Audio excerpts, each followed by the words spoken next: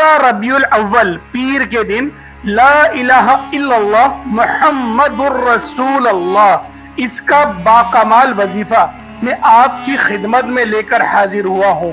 لا الہ الا اللہ یہ وہ کلمات ہیں، اگر کوئی شخص، اگر کوئی اللہ پاک کا گنہگار بندہ ان الفاظ کو پڑھ لے گا اور پیر کے دن 15 ربیع الاول کے دن اس وظیفے کو کر لے گا تو آپ لوگ میری گردن پکڑ لینا اگر آپ لوگوں کو فائدہ نہ ہو۔ میرے بھائیوں، یہ وہ کلمات ہیں کہ انشاءاللہ العزیز آپ کی بگڑی بن جائے گی، آپ کے معاملات فوری حل ہونا شروع ہو جائیں گے۔ میرے بھائیوں، 15 ربیع الاول پیر کا افضل ترین عمل ہے اور پیر کے دن بالخصوص پورا دن آپ کے پاس موجود ہے۔ ان کلمات کو لازمی پورے دن میں کسی بھی وقت بالخصوص رات کے وقت ضرور پڑھیے گا، آپ کی انشاءاللہ العزیز تقدیر کے بند تالے کھل جائیں گے۔ لا الہ الا اللہ محمد الرسول اللہ، اللہ پاک کی یہ پیارا کلمہ جو نبی پاک صلی اللہ علیہ وآلہ وسلم پر نازل ہوا کہ لا الہ الا اللہ محمد الرسول اللہ، میری گردن پکڑ لینا اگر یہ وظیفہ اثر نہ دکھائے، وظیفہ پڑھتے ہی کام ہو جائے گا۔ محترم ناظرین، اللہ پاک کی ذات بہت عظیم ہے۔ آج ایک بار پھر اللہ تعالیٰ کی بارگاہ میں اپنے مسائل کے حل کے لیے ایک بہت ہی خاص اور مجرب وظیفہ آپ کی خدمت میں حاضر کرنے جا رہا ہوں کہ جس کو کر لینے سے تقدیر اللہ کے فضل و کرم سے ایسے بدلے گی کہ کبھی سوچا بھی نہیں ہوگا۔ ناظرین، یہ وظیفہ رات سونے سے پہلے کا وظیفہ ہے۔ 2 منٹ کا یہ وظیفہ کر لو، ہر مراد، ہر خواہش پوری زندگی یقین کرے پوری ہوتی رہے گی۔ تو میرے بھائیوں، یہ وظیفہ اتنا مجرب ہے۔ محترم ناظرین، جیسا کہ قرآن پاک میں آیا ہے کہ دلوں کا سکون تو صرف اللہ کے ذکر میں ہے، آج کا وظیفہ بھی اللہ کے ذکر سے نور قلب اور سکون قلب کے حوالے سے ہے۔ ناظرین، آج کے وظیفے میں حتیٰ کی زندگی میں سکون کے لیے بہت ہی مجرب اور بہت ہی خاص عمل ہے۔ ویسے تو اللہ کے ہر کلام میں بہت زیادہ طاقت بھی ہوتی ہے اور سکون بھی ہوتا ہے، لیکن آج کا یہ خاص وظیفہ سکون حاصل کرنے کا اور فضیلت حاصل کرنے کا ذکر ہے۔ محترم ناظرین، یہ ایک لائن کے کلمات پڑھنے میں جتنا سکون ملتا ہے اتنا ہی یہ پڑھنے میں آسان بھی ہے اور فائدے میں بھی کہیں گنا زیادہ ہے۔ یعنی ایک لائن کے کلمات کے جسے کوئی بھی شخص پڑھ سکتا ہے اور اگر دل سے پڑھنا شروع کر دے تو بے حد حساب اور رزق دولت میں اضافہ ہوتا چلا جاتا ہے۔ انسان اللہ رب العزت سے اپنے رزق میں اضافے کی جو بھی دعا کرے گا انشاءاللہ وہ پوری ہو جائے گی۔ محترم ناظرین، یہ ایسے کلمات ہیں کہ اگر کوئی بھی شخص سچے اور پکے ایمان کے ساتھ اسے پڑھے تو وہ دنیا میں بھی کامیاب ہوگا اور آخرت میں بھی کامیابی پائے گا۔ یہ حضرت موسیٰ علیہ السلام صلی اللہ علیہ وآلہ وسلم کی دعا ہے۔ حضرت موسیٰ علیہ السلام نے اللہ رب العزت سے درخواست کی کہ یا اللہ، کوئی ایسے کلمات سے مجھے نواز کہ جب بھی تمہاری مدد کی ضرورت پڑے میں وہ کلمات پڑھوں اور وہ دعا کروں تو تمہاری مدد مجھے حاصل ہو جائے۔ اللہ پاک نے فرمایا موسیٰ تم پڑھو لا الہ الا اللہ، تو حضرت موسیٰ علیہ السلام نے فرمایا میرے مولا میں تو یہ پڑھتا ہی ہوں۔ تو آپ نے فرمایا کہ اے اللہ، مجھے ایسے کلمات سے نواز کہ جب بھی تیری مدد کی ضرورت پڑے میں وہ کلمات پڑھوں اور دعا کروں تو تمہاری مدد مجھے حاصل ہو جائے۔ اللہ پاک نے فرمایا موسیٰ تم پڑھو لا الہ الا اللہ۔ حضرت موسیٰ علیہ السلام عجب میں پڑ گئے اور فرمانے لگے یا اللہ، یہ تو تیرے سارے ہی بندے پڑھتے ہیں، ہر ایک کی زبان پر یہ کلمات ہیں، میں تو تیرا خاص بندہ ہوں، مجھے کوئی خاص کلمات سے نواز۔ تو اللہ پاک نے فرمایا لا الہ الا اللہ یہی خاص کلمات ہیں کہ میں پڑھوں گا تو مجھے مدد حاصل ہوگی۔ تو اللہ رب العزت کی طرف سے بھی جواب سن لیں۔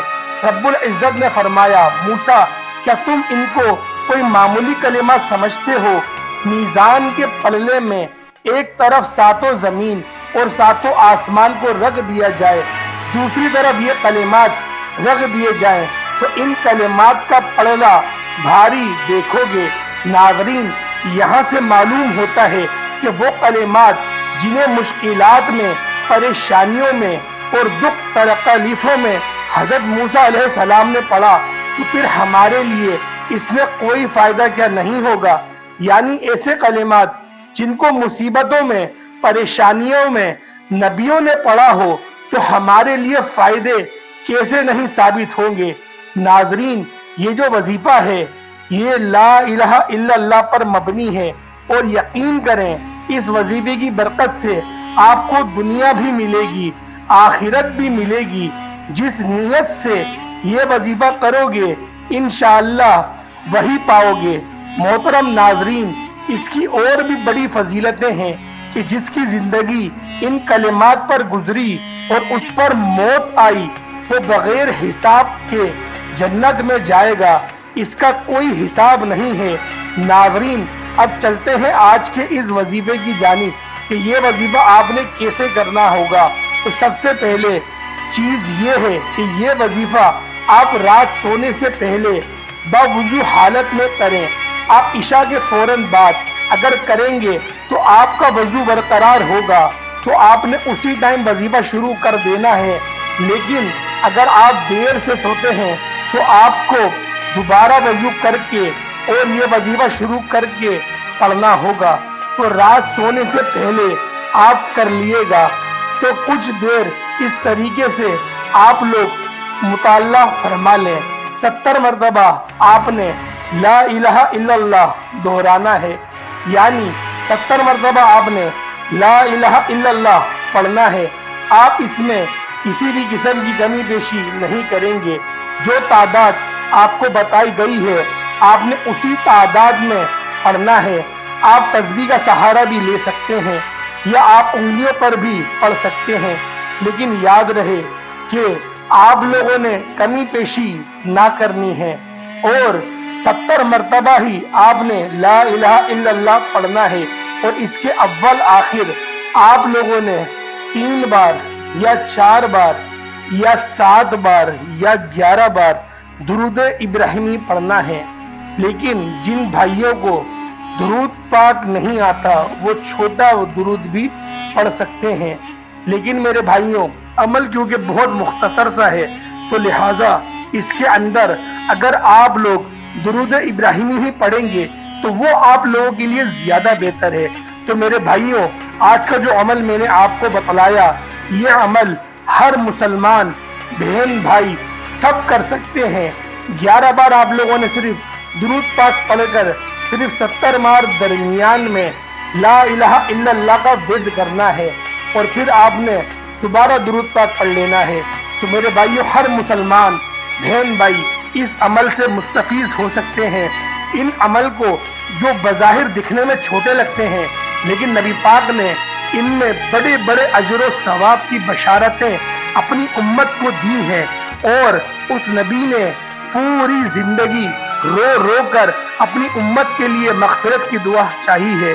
تو لہٰذا آج یہ مہینہ، مبارک والا مہینہ، یہ ہمارے درمیان آ گیا ہے، اور ہم لوگ اس مہینے میں سانس لے رہے ہیں۔